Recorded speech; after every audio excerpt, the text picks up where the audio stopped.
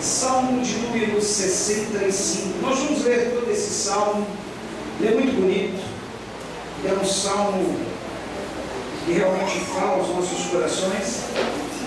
Eu tenho certeza que, assim como falou o meu coração, irá falar ao seu coração nesta noite. Amém?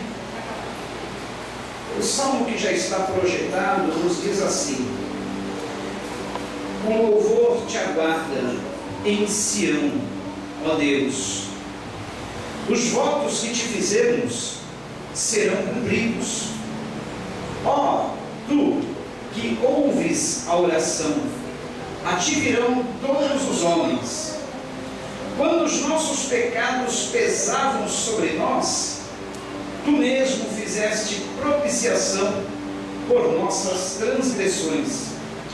Como são felizes aqueles que escolhes e trazes a ti para viverem nos teus átrios. Transbordamos de bênçãos da tua casa, do teu santo templo.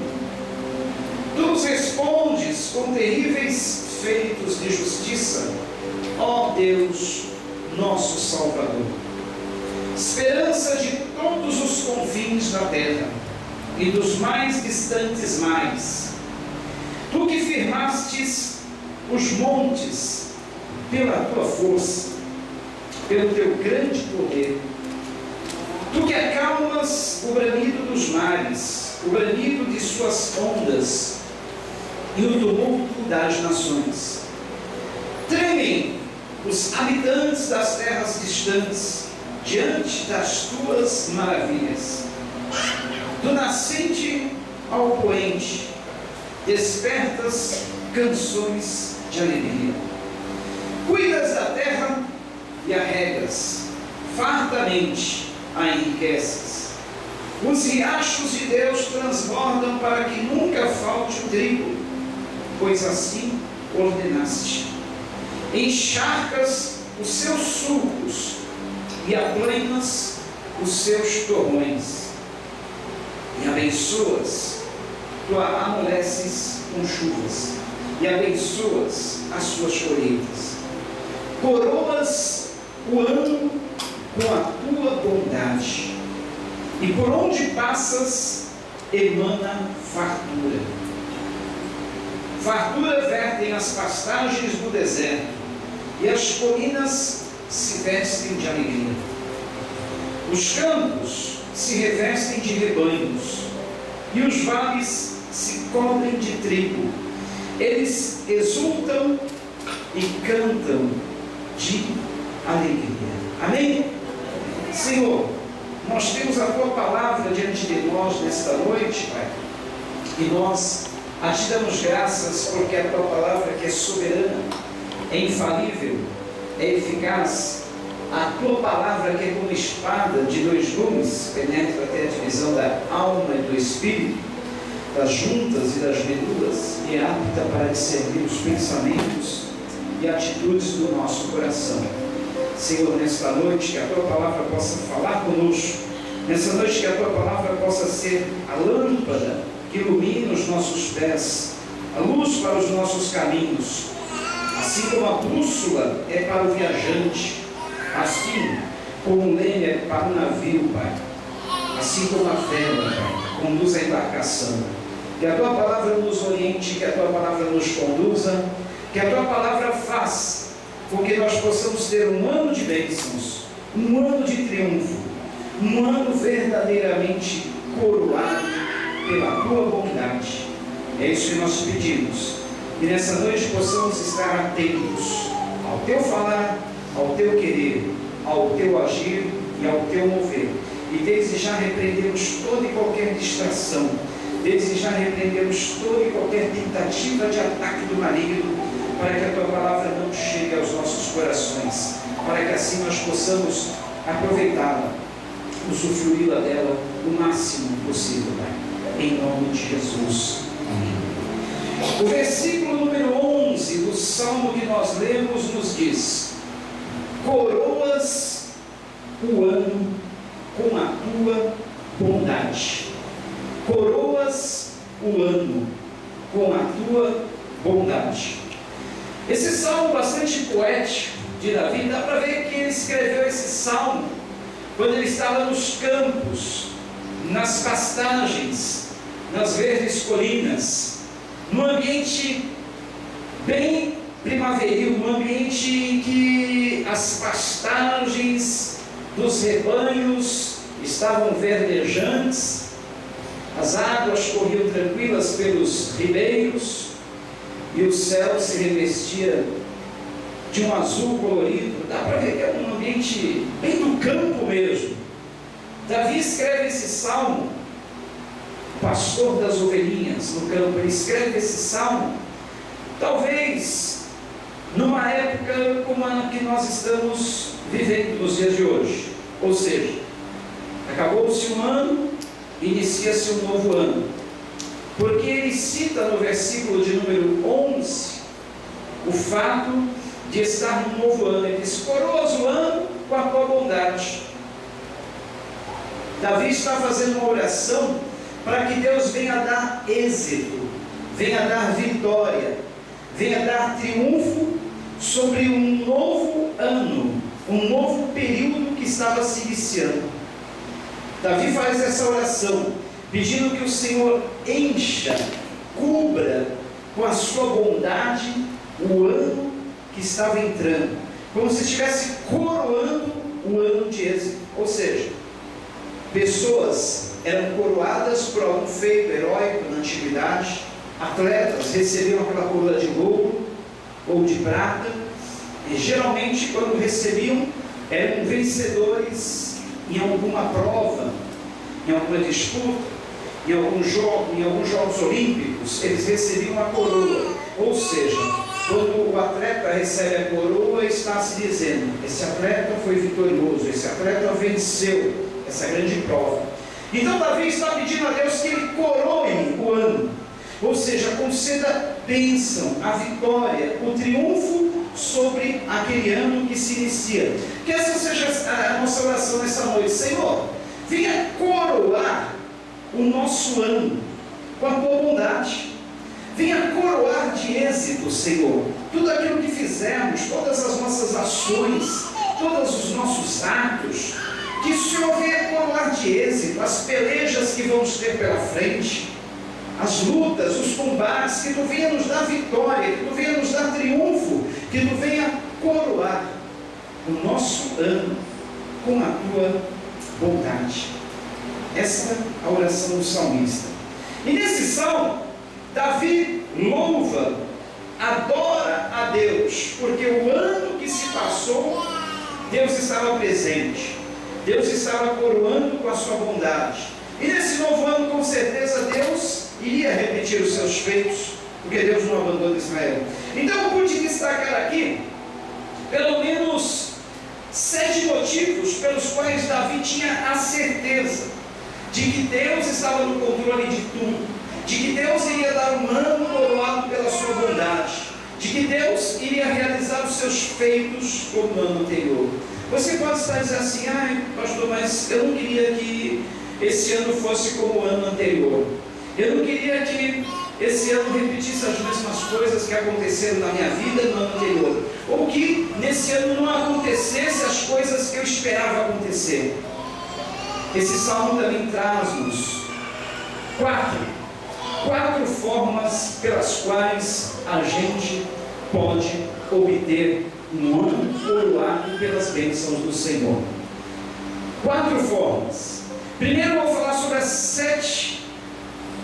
7 pontos pelos quais Davi tinha a certeza de que Deus, o soberano, o Criador, aquele que está no controle de todo o universo, ele não falharia, como ele não vai falhar. Muito bem, Davi pede as bênçãos, a coroação do ano por vir, e ele obtém a certeza, em primeiro lugar, que Deus ouve as nossas orações. Olha o que diz o versículo 2: ó tu que ouves a oração, a ti virão todos os homens. Quantos têm a certeza aqui que Deus ouve orações? Maravilha, todos têm a certeza que Deus ouve as orações? Agora a segunda pergunta: não precisa levantar a mão nessa pergunta, tá bom? Não precisa, não quero constranger ninguém. E eu também não quero ficar decepcionado. Quantos praticam a oração na sua vida cotidiana? Quantos dão devido lugar na sua vida à oração, sabendo que Deus responde às orações, né? Quantos? Quantos realmente acreditam de verdade? A gente acredita que Deus ouve oração, mas será que na nossa vida, no nosso dia a dia, no nosso cotidiano, nós fazemos uso da oração? Nós temos que colocar isso em prática. A oração é a última coisa que nós lembramos, depois que nós esgotamos todos os recursos. Olha, eu já fui no médico, já fiz os exames, já fiz tudo que o médico falou. Não deu jeito, já sei, agora eu vou orar. Olha, eu fiz tudo que eu podia fazer pelo meu filho, eu fiz tudo que eu podia fazer pelo meu casamento, eu fiz tudo que eu podia fazer pela minha esposa, pelo meu esposo. Eu, enfim, utilizei todos os recursos para melhorar a situação. Faltou uma coisa, a oração. Eu acho que eu vou orar. Quem sabe Deus responde. Geralmente, ou então nós estamos numa situação muito difícil, estamos passando uma necessidade, falta de alguma coisa. Aí nós vamos perante A, perante B, perante C, entramos com um recurso aqui, outro recurso ali, tentamos isso, tentamos aquilo. Aí por último, lembrei, a oração. Quem sabe Deus responde. Se é essa a nossa atitude, nós não estamos crendo realmente que Deus ouve a oração. Porque no versículo 2 o salmista fala com toda certeza, ele declara com toda certeza: ó tu que ouves a oração. Então, se nós quisermos ter um ano realmente coroado pelas bênçãos do Senhor, vamos colocar a oração em prática. Vamos fazer da oração o item principal da nossa vida, como dizia um sábio pregador, que a oração seja a fechadura que abre a porta do dia e o ferrolho que tranca as portas à noite.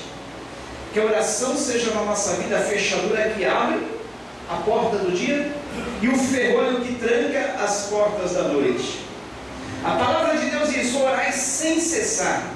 Quer dizer então, pastor, que eu vou ficar o dia inteiro de joelhos na minha casa, de joelhos orando, clamando a Deus? Não.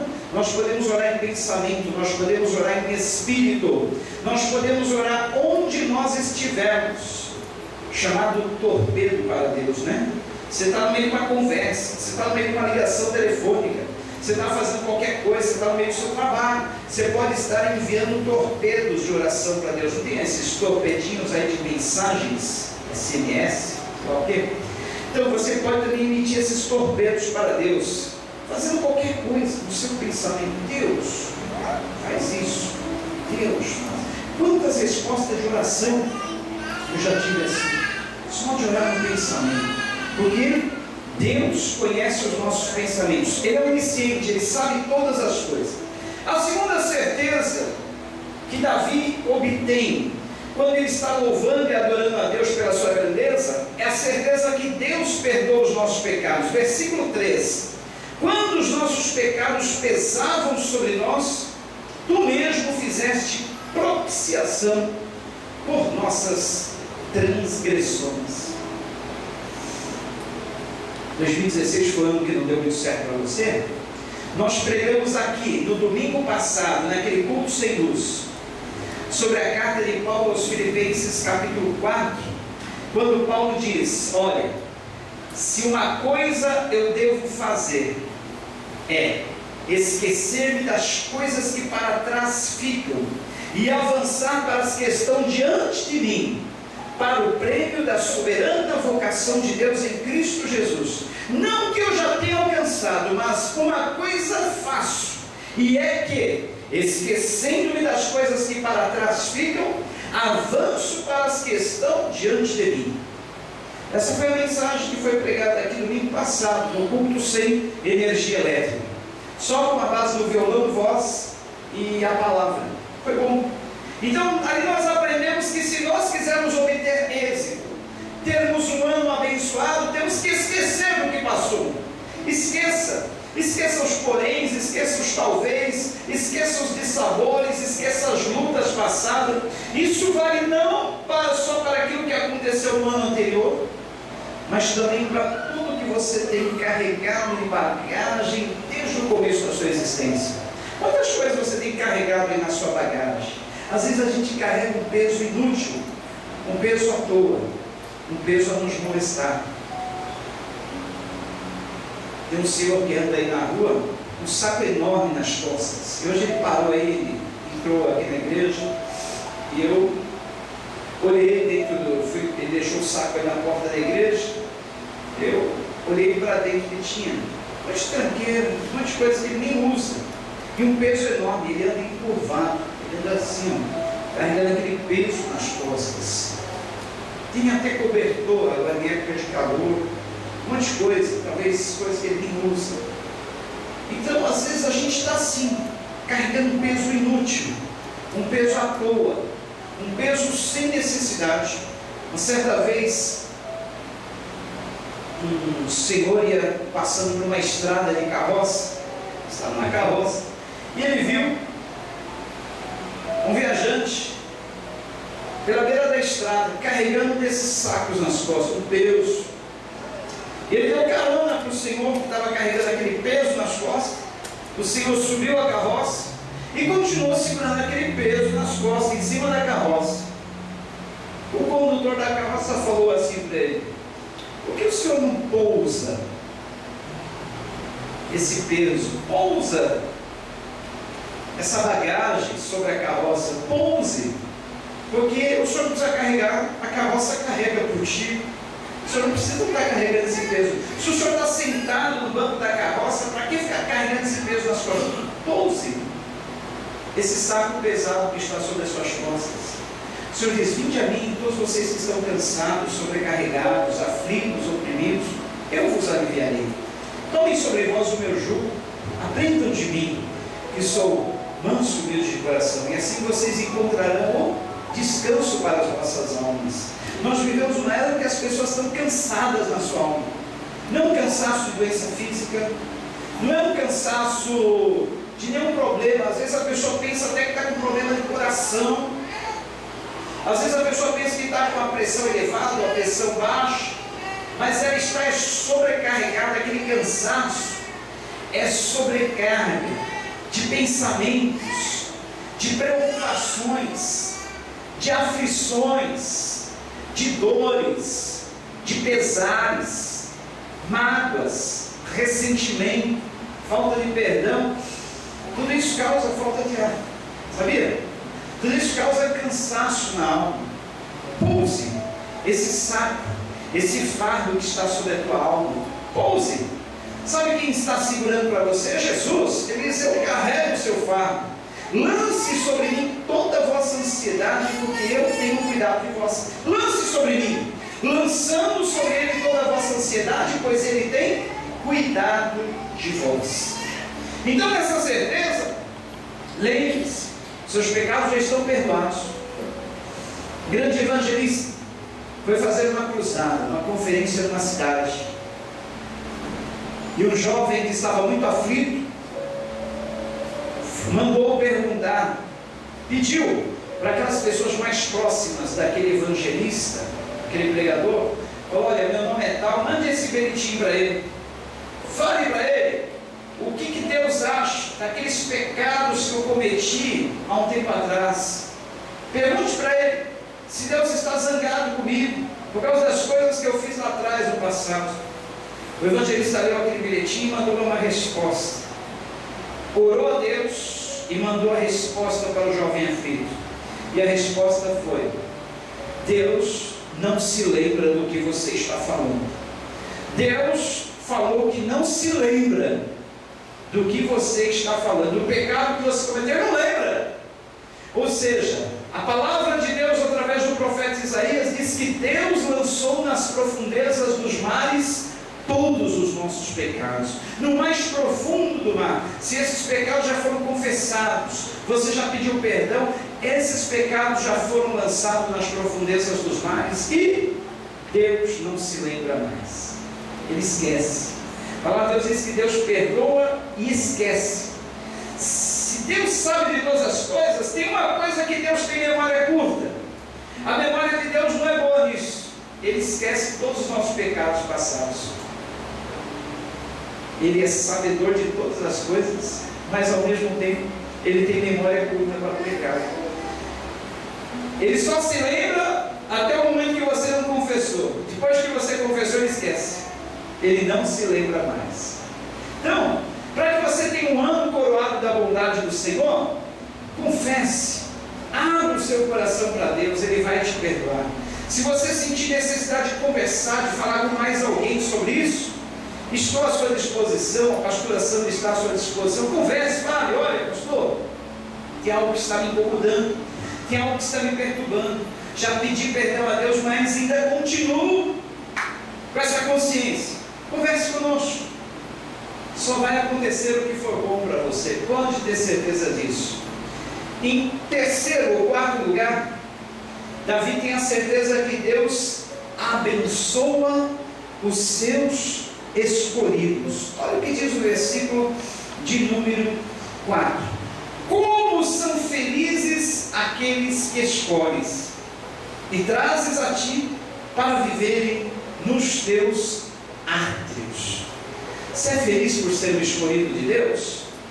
Você é feliz por viver nos átrios do Senhor? O que é viver nos átrios do Senhor? É viver na presença do Senhor. Os átrios eram o lugar, o pátio externo do templo no Antigo Testamento. Os átrios do templo era o pátio, era o quintal do templo. Então o salmista está exaltando a bondade de Deus e dizendo: como são felizes, Senhor, aqueles que tu escolhes para habitar nos teus átrios. Ele está falando dos levitas que habitavam no templo, que trabalhavam diariamente no templo, os sacerdotes. Hoje todos nós temos essa bênção de vivermos eternamente nos átrios do Senhor. Não só nos átrios, mas no lugar santo, e além do lugar santo, no Santo dos Santos, que era a presença mais íntima, era o recôndito mais íntimo da presença de Deus. Você é feliz por viver nos átrios do Senhor? Sim. Agora, responda, não precisa responder para mim novamente. Responda entre você e Deus. Se você é feliz por ser o escolhido de Deus, se você é feliz de habitar nos átrios do Senhor, você tem aquele prazer de estar aqui nos domingos à noite, nos dias da semana que temos cultos, reuniões, como um lugar de prioridade na sua vida? Você toma isso como prioridade na tua vida? Ou você coloca como opção em segundo plano? Domingo, se eu não tiver nenhuma festa, nenhum lugar mais atraente para ir, eu vou na casa de Deus para ouvir a sua palavra, para louvar a Ele, para adorar. Olha, esse domingo não tem nenhum lugar, então é a minha segunda opção. Não precisa responder. Se você colocar no seu coração que o melhor lugar para estarmos é na presença do Senhor, você vai querer não somente estar aqui nos dias de culto, todos, mas você vai fazer questão de estar a todo momento na presença do Senhor. Você não vai se sentir bem na roda dos ímpios, na roda dos escarnecedores, como diz o Salmo 1 que nós lemos aqui nesta manhã no estudo matinal. O Salmo de número 1 diz que é feliz, é bem-aventurado, é mais do que feliz. Ele é o Macarius. Macarius no grego quer dizer bem mais do que feliz. Não dá para expressar no português o que é um bem-aventurado. É mais do que feliz, é mais do que abençoado. Eu falei nessa manhã que é uma pessoa super abençoadíssima. Então está escrito no Salmo 1 que é feliz, é super abençoadíssimo aquele que não anda no conselho dos ímpios, não se detém no caminho dos pecadores, não se assenta na roda dos escarnecedores. Antes tem o seu prazer na lei do Senhor, e na sua lei medita de dia e de noite, pois ele será como árvore plantada junto às correntes d'água, pois não receia quando vem o calor, mas as suas folhagens ficam verdes, e no ano da sequidão não deixa de dar fruto, e nem perde o seu verdor. Não serão assim os ímpios, serão como a palha que o vento leva para longe. Então aquele que teme ao Senhor, que anda nos seus caminhos, é mais do que feliz, é bem-aventurado, é super abençoadíssimo aquele que vive nos caminhos do Senhor. Em quarto lugar, quinto, o Senhor acalma os mares e as tempestades, controla o universo e toda a sua força. O salmista tem essa certeza quando ele louva a Deus nesse salmo. O Senhor controla as águas, controla as tempestades, controla os ventos, controla todas as forças da natureza. Você crê nisso? O Senhor controla.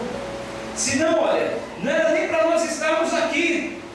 As forças da natureza já teriam destruído essa terra. Quem dá ordem aos ventos para eles pararem no momento certo? Quem dá ordem aos mares? Quem colocou, encerrou, fechou os mares com fechaduras, com ferrolhos, com cadeados, como se eles estivessem presos em portas?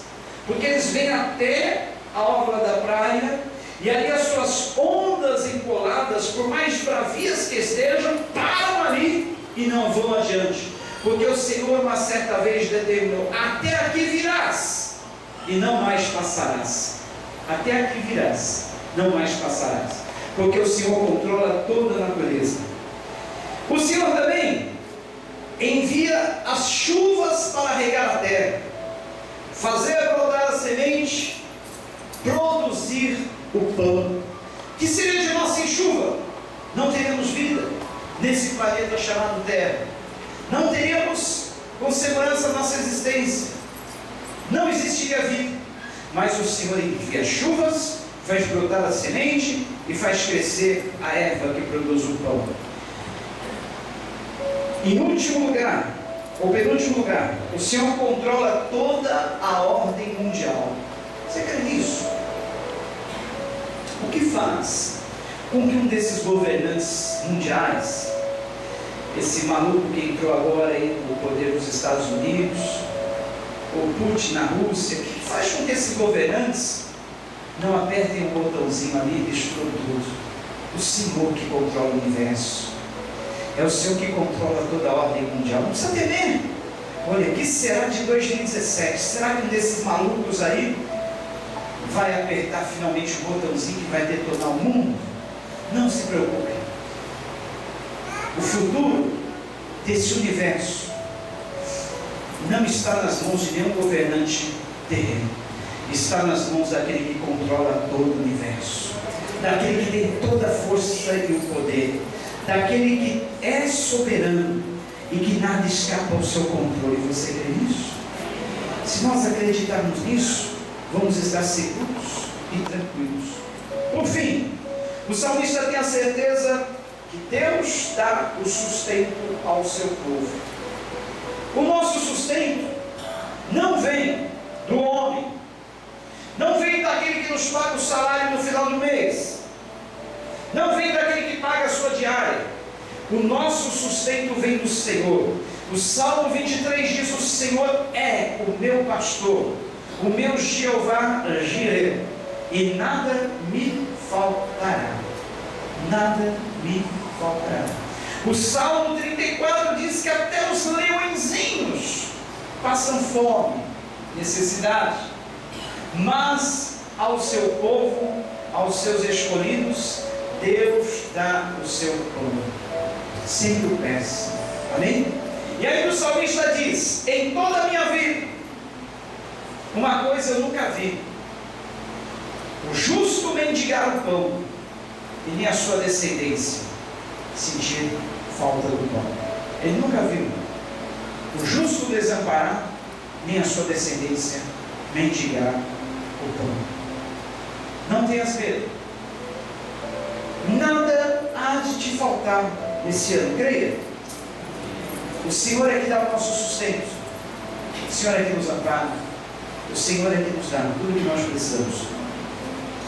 Na segunda parte dessa mensagem, eu quero falar para que o ano realmente seja coroado pelas bênçãos do Senhor. Temos que tomar algumas resoluções. Quais são essas resoluções? As mesmas resoluções que tomou o salmista nesse Salmo 65. Se quisermos ter um ano realmente abençoado pelo Senhor, coroado das suas bênçãos, em primeiro lugar, temos que tomar a atitude de louvar a Deus em todas as circunstâncias. Salmo 65, versículo 1: o louvor te aguarda em Sião, ó Deus. Louvar a Deus em toda e qualquer circunstância. É difícil, né? Eu contei aqui na quinta-feira passada que no dia 31 de dezembro nós tivemos aquele culto abençoadíssimo aqui. A igreja estava bem cheia. Tivemos aquele balão das promessas que estourou aí no meio, e o pessoal recebia bênçãos que caiu do teto. Foi uma coisa linda, né? Aquele toque da trombeta um pouco antes da meia-noite, professando bênçãos, aquela oração, lindo, lindo. Foi uma das melhores passagens de ano que nós tivemos aqui. O ano que vem promete ser melhor ainda, se Deus quiser. Aí, deu meia-noite, cumprimentamos os irmãos, tudo mais, conversamos um pouquinho. 1h nossas bagagens já estavam arrumadas, enchemos o carro e fomos todos contentes. Eu, a pastora Sandra, o Weber, a Rosana e a Andressa. Fomos subir a serra para confraternizarmos com a família da Sandra, os seus parentes, que estavam todos reunidos em Guarulhos. Aí fomos bem em Piaçaguera todinha, atravessamos Cubatão, legal, beleza. Quando começamos a subir Imigrante, aparece uma mensagem no painel do Peugeotzinho do Weber: stop. Eu nunca tinha visto aqui uma mensagem de stop no painel. Como eu nunca tive um carro moderno assim, eu achei que seria stop. O carro está falando para o quê? Para pararmos? Não, stop. Stop é parar. E aí, junto com o stop, o ponteirinho da temperatura subiu rapidamente. E a gente sentiu aquele calor dentro do carro. Aí, as mulheres, o carro vai pegar fogo, para, o carro vai pegar fogo. Não, pegar fogo não vai, pode ser que o motor venha fundir, mas pegar fogo não acredito que pegue não. Mas mesmo assim paramos no acostamento, 1h30 da manhã. Logo no começo da Imigrantes, a gente ouve falar de tanto assalto, tantas coisas que acontecem na beira da Imigrantes. Foi minha primeira preocupação. Falei, vá até a frente ali, ligue no telefone da beira da estrada, peça o socorro. Ele ligou e o socorro foi chegar uns 40 minutos depois, e nós ali orando na beira da estrada. Eram quase 2 horas, o carro nos rebocou até o posto de serviço da estrada mais próximo. E ali então disseram para nós aguardarmos que o guincho viria, não sabia que horas, mas viríamos para levar para algum posto mais próximo, para alguma cidade mais próxima. Como realmente veio depois de 1 hora um guincho, falou: olha senhor, nós podemos te deixar em Diadema, é para onde o guincho vai, tá bom? O senhor falou: não tá bom, Diadema eu vou ficar mais longe, então no começo da Imigrantes, perto do Cubatão, melhor seria para mim Cubatão. Mas não tem guincho que desça, só tem guincho que sobe. O senhor tem seguro? Eu falei: não tem seguro nenhum, então vai ter que aguardar até que um guincho suba. Eu falei: tem previsão? Não. Aí esse tal guincho que subia foi chegar lá depois das 3 horas da manhã. Aí ele nos levou para passear de montanha-russa para a Estrada Velha de Santos, subindo Cota dos Ventos, a toda cheia de curva, e depois descendo, e a gente no alto daquele guincho. Vai ser que coisa melhor que isso? Plena noite de passagem de ano, vocês estão andando de montanha-russa de graça, olha que gostoso, né? E as mulheres tremendo de medo no carro. E depois ele nos deixou num posto de gasolina fechado, só com um vigilante que estava cochilando lá na entrada de Cubatão. Falei: legal, agora é orar a Deus para que nada nos aconteça aqui. Um monte de gente bêbada passando pela rua, pessoas estranhas, esquisitas, e nós aqui na beira desse posto, 4 horas da manhã, 3h30. Mas uma coisa foi legal, ninguém murmurou de casa, ninguém reclamou, e nós ainda agradecemos a Deus. Eu falei: gente, que coisa melhor que isso? A gente está vivo, não sofremos nada, estamos ilesos, inteiros, quando muitos nessa hora já morreram aí na estrada, ou estão machucados, ou estão tendo uma passagem no hospital. Nós estamos aqui inteiros. Carro quebrado é de menos. Bem material, de menos. Passeio frustrado é de menos. Teremos o ano todo para passearmos na casa da sogra, comermos um churrasquinho lá, todos. Aí tem outras oportunidades. O bom é isso. E nós passamos o resto da noite ali, agradecendo a Deus, comendo um sanduíche de queijo com, nem lembro o que tinha lá, acho que era queijo com atum em lata. Um sanduíchinho bem simples. Foi a nossa ceia da passagem de ano. Eu fui louvando a Deus por tudo. Então o louvor a Deus é algo que deve estar presente em nossa vida em toda e qualquer circunstância. Quando as coisas dão certo, quando as coisas dão errada, quando tudo vai bem, quando tudo vai mal. Aí, você sabe que em tudo que Deus faz, Deus tem um propósito? Na segunda-feira e na terça, nós fomos descobrir o propósito de Deus para tudo aquilo. Sabe qual foi? Se nós tivéssemos ido e o nosso passeio não tivesse frustrado, nós iríamos chegar aqui e nós iríamos ter perdido todas as coisas que nós temos aqui em cima, no nosso quarto, nos quartos, na sala, porque a casa inundou devido àquela chuva, quebrou alguma coisa lá no telhado, na calha, que nunca aconteceu antes. A casa sempre pinga, chove, goteja quando dá tempestade forte, mas nunca tinha acontecido de águas escorrerem pelos bucais das lâmpadas como cachoeira. Se nós não estivéssemos aí para colocar baldes embaixo de cada uma dos bocais de lâmpada, a casa teria inundado, como certamente aconteceria se nós não estivéssemos aqui. E o pior ainda, a casa do vizinho de trás, ela literalmente inundou. A água da casa do vizinho cobria nossos pés. Eu estava 1h da manhã na terça-feira lá, tirando a água da casa do vizinho, porque uma parte do nosso telhado, a viga de sustento beiral, caiu exatamente na telha do quarto do filho do vizinho e encheu d'água a casa dele. E na quarta-feira nós demos toda a assistência. Eu levei o pedreiro lá para consertar o telhado, ajudei ele. Já estou subindo o telhado novamente, teimoso, né? Ajudei ele a consertar o telhado do vizinho e deu tudo certo. Agora, e se nós não estivéssemos aqui? Dá para duvidar que Deus conhece o futuro? Que Deus sabe do hoje e Deus sabe do amanhã? Dá para duvidar de um Deus desse? Não dá para duvidar, né? Como ele sabia que nós precisaríamos estar aqui? Ele sabia. Ele sabe de todos os ventos que vêm sobre a nossa vida. Ele sabe de todas as tempestades que vêm. Ele sabe de todas as inundações antes que aconteça. Ele pode evitar? Pode. Mas ele tinha algum propósito com aquela chuva, aquela tempestade, aquele tornado. Ele tinha algum propósito. Mas ele falou: eu vou permitir que os meus servos estejam aqui, para eu ajudar eles a controlar essa situação. E toda a situação foi controlada. Porque se nós não estivéssemos aqui, teria acontecido o mesmo que aconteceu na casa do vizinho. A casa teria alagado, literalmente. Mas aqui deu para evitar. E lá deu para reparar os danos. Se nós não estivéssemos aqui, com certeza, quem iria estar reparando os danos ali na casa do vizinho? E eu fiz isso por uma consciência cristã. Eu teria obrigação também, porque foi um evento da natureza. Mas eu quis ajudar, só isso.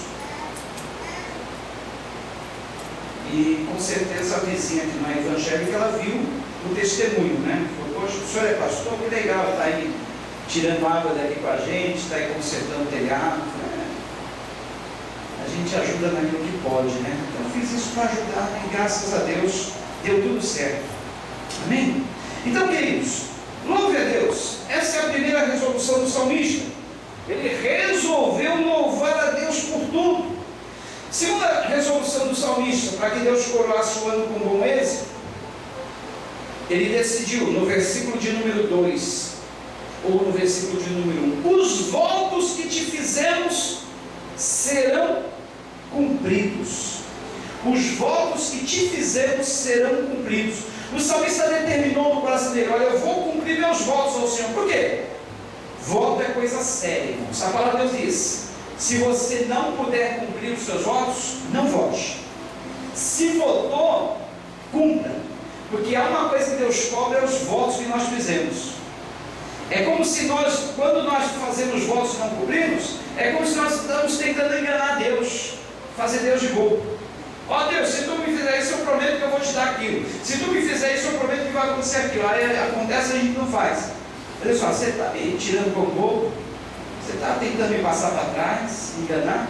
Aí Deus ele fica irado com isso. Então por isso que Deus leva em conta os votos que fizemos a Ele, ou que fazemos a Ele. Deus mandou falar isso. Você tem algum voto não cumprido na tua vida? Cumpra, porque Deus não está satisfeito com isso. Ele quer que você cumpra os votos que você fez. Às vezes na empolgação, na emoção, a gente fala assim: olha, eu prometo que se Deus me abençoar de uma porta de emprego, melhorar meu trabalho, fazer isso, aquilo, eu prometo que eu vou ser dizimista sempre na casa do Senhor. Aí vem a primeira luta, dificuldade, tribulação, você fala: não vai dar, deixa mais para frente. Deus compreende. Voto é coisa séria. Aí vem a primeira pessoa que joga no teu ouvido: que isso? Dízimo é da lei, dízimo não é para os dias de hoje. Ou você lê essas mensagens que aparecem aí no Facebook, tudo de mão muquirana, mão fechada, que nunca tem coragem de dar nada. Eles falam assim: eu não dou meu dízimo na casa de Deus, eu ajudo os órfãos, as viúvas, os pobres. Mentira! Nem dá o dízimo, nem ajuda os pobres, os órfãos. Então pega 10% do seu salário, vai dar tudo para os pobres na rua. Não dá. As pessoas só falam, mas não dão. Aí eles falam assim: o dízimo não é para os dias de hoje, é da lei. Gente, faz uma coisa. Em vez de ficar questionando se o dízimo é ou não é da lei, se é para os dias de hoje, não é, faça a prova com ele. Deus autoriza a gente a fazer prova.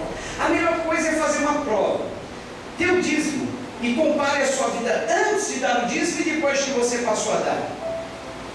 Se você parou de dar, compare o tempo que você dava o dízimo e o tempo que você não dá. Você vai perceber uma diferença. Não precisa nem você ser convencido pela palavra, não precisa ninguém te falar se é ou não bíblico. Faça a prova. Não vá pela cabeça dos outros, faça a prova com Deus. Fala: Deus, mas não é assim. Eu vou dar o dízimo no primeiro mês e já quero receber a bênção. Pode ser que venha uma aprovação sobre a tua vida. Pode ser que você nunca deu o dízimo. E quando você dá o dízimo, primeira vez, você fica desempregado. O teu salário é reduzido. É prova. Persevere, continue. Porque Deus quer testar a sua perseverança. Ele quer saber se você está dando dízimo só interessado em receber bênçãos ou não. Aí, se você perseverar, as coisas começam a acontecer, você vai perceber: olha, realmente funciona. Quantos testemunhos nós temos ouvido aqui? Realmente funciona. Antes de eu dar o dízimo era assim, depois passou a ser assim. Porque a palavra de Deus diz: trazei todos os dízimos à casa do Senhor e fazei prova de mim, diz o Senhor dos Exércitos. Se eu não vos abrir as janelas dos céus e não derramar uma bênção sobre vós, da qual vos advenha a maior abastança. Será que as promessas do Senhor têm prazo de validade? Será que as promessas do Senhor caducam? Não. As promessas do Senhor não têm prazo de validade, não caducam. Elas são para sempre. Então, se Deus prometeu lá no passado, Ele cumpre hoje. Ele vai cumprir sempre. Agora, aquelas pessoas que são sovinas, mão fechadas, tiranas, não dão, só retêm, elas pregam por aí, elas postam nas redes sociais contra o dízimo. É a maior guerra que existe. A doutrina bíblica mais combatida em todas as redes sociais, em toda a rede de internet, é a doutrina do dízimo. Porque o diabo, ele detesta ver a sua prosperidade. O diabo não quer que você seja próspero, que você tenha bom êxito, que você vá bem. E se nós não vigiarmos, nós caímos nessa. Eu ouvi dizer que o dízimo não é para os dias de hoje. Eu ouvi dizer que os dízimos é do tempo da lei. Engano. O dízimo é anterior à lei. Antes da lei, Abraão já dizimava. Antes da lei. O dízimo está na lei, está depois da lei. No Novo Testamento, Jesus atesta o dízimo dizendo assim: vocês, escribas, deviam fazer aquelas coisas e não omitir essas. Ou seja, não omitir o cuidado com os familiares que os escribas e fariseus estavam negando, e não deixar de fazer também aquelas coisas, ou seja, as ofertas e os dízimos ao Senhor. Então é plenamente bíblico, pode ter certeza. A maior certeza que você vai ter é quando você fizer prova com Deus e ver que Deus realmente abençoa. Terceiro lugar, nunca se esqueça do perdão e do amor de Deus. Nunca se esqueça disso na tua vida. Se a gente se esquecer de onde nós viemos, o que nós éramos e o que nós somos hoje, o que Deus fez com a nossa vida, sabe a reação que nós teremos? Ingratidão. Para sermos gratos ao Senhor, temos que lembrar o que nós éramos. Faça um exercício de memória agora. Lembra-se da tua vida antes de você conhecer a Deus, conhecer a Jesus, como era. Lembra da sua família, do seu estado, como você era antes de conhecer a Jesus e como são as coisas hoje. Deu para lembrar? Lembrei. O que você era sem Cristo, o que você é hoje. E o que você seria sem Cristo hoje. Será que você estaria vivo? Eu tenho certeza que eu não estaria vivo. Eu tenho certeza que minha vida jamais seria essa. Agora pense você. Dá para ser ingrato a Deus? Dá para deixar de ser grato? Não dá, né? Então é por isso que o salmista tomou essa resolução de sempre se lembrar do perdão e do amor de Deus. E por último, a resolução que o salmista teve: viver na presença de Deus. Viver constantemente na presença do Senhor. Porque ele diz no versículo 4: como são felizes aqueles que escolhes e trazes a ti para viverem nos teus atos. Como são felizes aqueles que tu escolhes para viver nos teus atos. Então o salmista tomou essa decisão de viver sempre na presença do Senhor. Como é vivermos na presença do Senhor? Como nós podemos fazer para vivermos na presença do Senhor? Nós temos que ser o seu templo, o lugar da sua habitação. No Salmo, aliás, no profeta Isaías, capítulo 57, o Senhor diz: eu, o alto, o sublime, eu habito num alto, sublime, inacessível trono, mas também com o abatido e contrito de espírito, para vivificar os abatidos, elevar os contritos de espírito.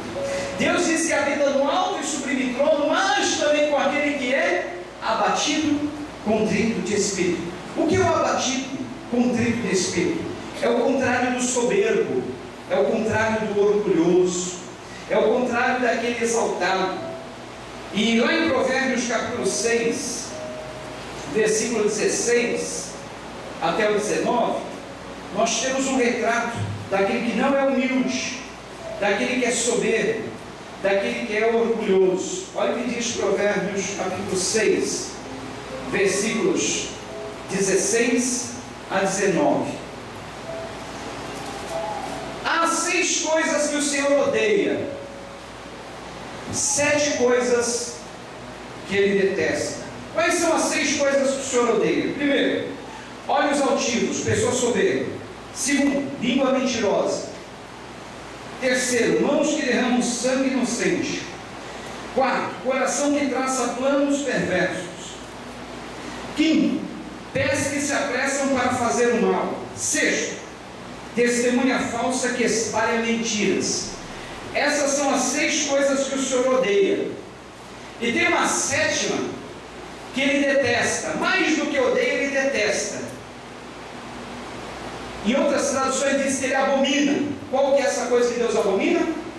Aquele que provoca discórdia entre irmãos. Por exemplo, ele vê 2 irmãos que são amigos, ele já quer separar aqueles 2. Começa a jogar fofoca. Olha, fulano falou isso de você, não fale mais com ele. Olha, fulano disse isso dele, por que você não corta amizade com ele?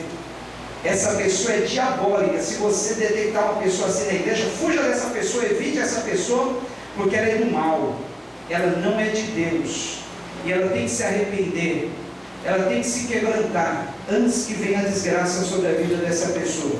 Porque se há uma coisa que Deus detesta, é isso, é aquele que semeia, provoca discórdia entre irmãos, aquele que separa, aquele que divide, aquele que é inimigo da união. Não pode ver um grupo unido e já separa. Não pode ver duas pessoas amigas que já promove dissensão, desunião. É a pessoa abominável aos olhos de Deus. E o versículo 15 diz: por isso a desgraça se abaterá repentinamente sobre ele, e de um golpe será destruído irremediavelmente.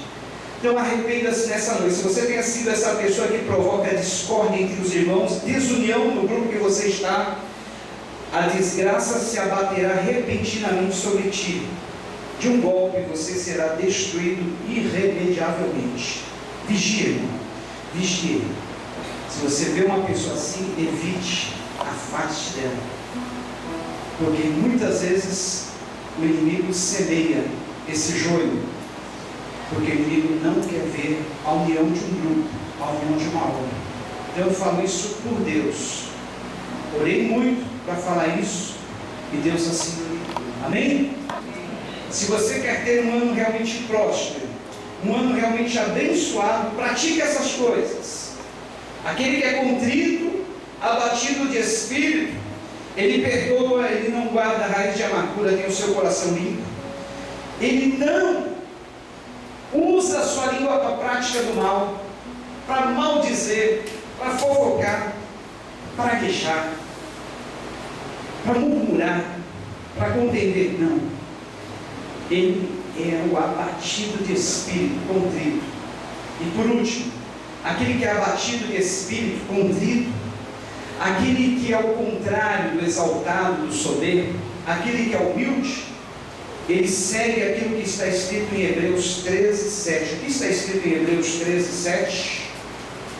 Quero ler com os irmãos ali, Hebreus 13, 7, para nós terminarmos. Hebreus 13, 7. Depois de Tiago, Hebreus 13, 7. Olha o que diz. Antes de Tiago, aliás, Hebreus 13, 7. Lembrem-se dos seus líderes que lhes falaram a palavra de Deus. Observem bem o resultado da vida que tiveram. Imitem sua fé. Jesus Cristo é o mesmo ontem, hoje e o será eternamente. Agora o versículo 17. Obedeçam aos seus líderes e submetam-se à autoridade deles. Eles cuidam de vocês como quem deve prestar contas. Obedeçam-lhes, para que o trabalho deles seja uma alegria, não um peso, pois isso não seria proveitoso para vocês. Eu falo agora como pastor, eu abro meu coração como pastor. O que pesa o coração de um pastor? São aqueles que não obedecem, não seguem as instruções da liderança. São aqueles que se rebelam, não querem ouvir. Isso pesa o coração de um pastor. Porque o coração de um pastor, ele vela por aqueles que ele está cuidando. E se ele vê no rebanho pessoas que não querem ser submissas, não querem obedecer, não dão ouvido, isso pesa o coração do pastor. Isso faz com que o pastor muitas vezes se sobrecarregue, sentindo aquele peso. Então, se vocês querem ter um ano abençoado, coroado pela bondade do Senhor, querem ter um ano que vocês possam honrar seus líderes, seja o pastor, seja a pastora, seja um líder do seu departamento, aquele que está tendo cuidado sobre a tua vida, pratique a submissão, pratique a obediência. Se você não se der com o seu líder, não se der com o pastor, tem milhares de igrejas por aí. Procure uma igreja que você se adapte, que você possa ser submisso, que você vista a camisa daquele time, daquela congregação, daquele povo, para juntos, olha, dia que você orou para Deus me dar coragem, para Deus dar coragem para os pastores falar, aquilo que tem que falar, Deus está dando, não é? Porque uma das coisas mais difíceis para o pastor é advogar em causa própria, sabia? É advogar em causa própria. Você fala, pastor, você está evocando isso aí, autoridades, tá? Não, mas é uma coisa que a gente precisa saber. Está aqui na Bíblia, Hebreus 13, 7. Eu falo pela Bíblia, Hebreus 13, 7. Obedeçam aos seus líderes e se submetam à autoridade deles. Eles cuidam de vocês como quem deve prestar contas. Obedeça-lhes para que o trabalho deles seja uma alegria e não peso, por isso não seria proveitoso para vocês. Entendeu? Então, uma resolução que eu tomei esse ano: se a pessoa não quiser submeter, eu falo: olha, eu não vejo você como ovelha. A ovelha se submete. Graças a Deus que aqui nós temos poucos casos assim. Infelizmente temos alguns casos que não trabalham, mas são poucos, pouquíssimos. Bem, seria aí, olha, uns 2 ou 3% de toda a congregação. Mas causa um peso, viu, gente? E esse ano eu serei obrigado a dizer: olha, querido, se você não quer se submeter, procure uma igreja que você possa ser bênção, porque assim você não está sendo bênção e também está causando um peso para o coração do seu pastor. E noite o pastor não dorme, pensando: como eu posso mudar aquela pessoa? Como aquela pessoa pode ser transformada? Por que não se submete? Por que faz de tudo, né, para ser do contra? Então, olha,